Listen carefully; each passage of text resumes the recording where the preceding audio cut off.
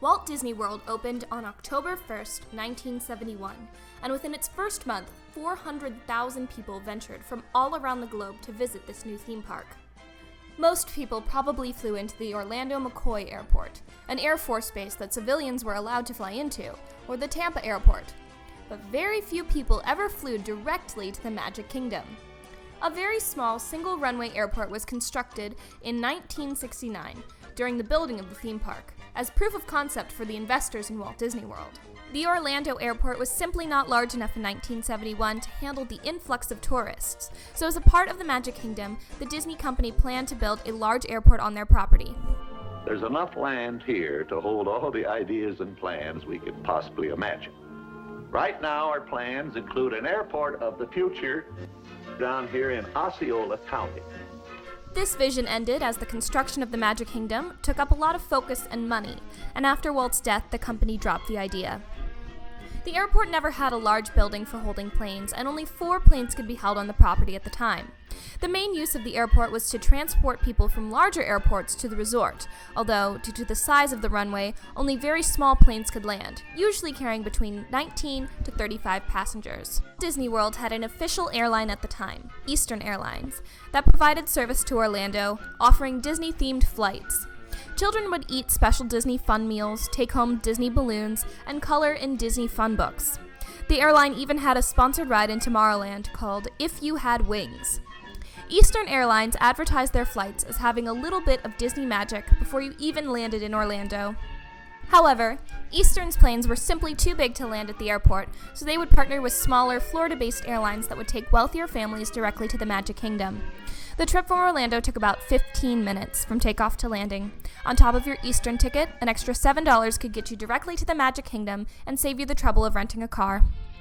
A dream is a wish your heart makes love. There's only one official airline at Walt Disney World, and that's Eastern, the airline that's working harder for your dollar.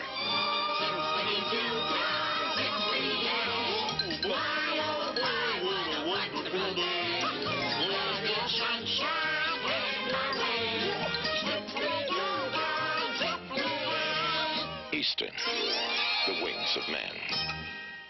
The airport also served a special purpose when the Magic Kingdom was being built. Walt Disney himself would fly around Central Florida's swampland to survey the land where the park was going to be built. He would fly in his private airplane, the Mickey Mouse One, from California to Florida with his family and spend full weeks overseeing the construction. The plane itself was decked out in Mickey Mouse iconography and Walt's initials. Walt even had a special chair that had a direct line to the pilot and gauges on the armrest.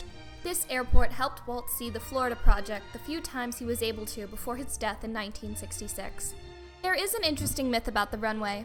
Rumor has it when a moving vehicle runs over a certain part at 45 miles an hour, specialized grooves in the concrete would play a song. Early rumors state Zippity-Doo-Dah plays, while more recent rumors say the song is When You Wish Upon a Star, and since the stories change, I have a hard time believing it. But singing roads have been created, so it is possible.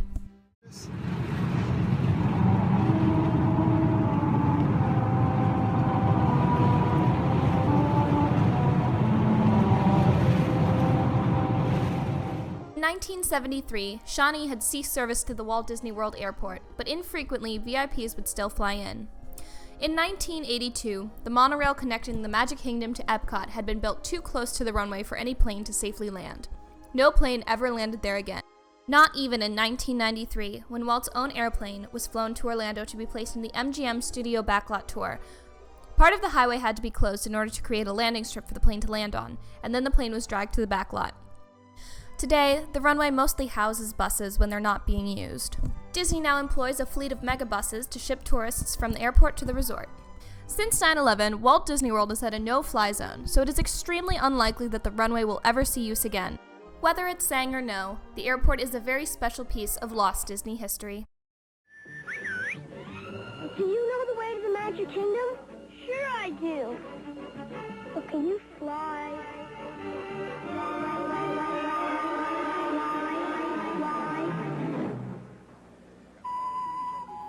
You can fly to a magic kingdom that's right outside your hotel window. To Walt Disney World in Florida on Eastern, the airline of Walt Disney World. The airline that believes dreams really can come true.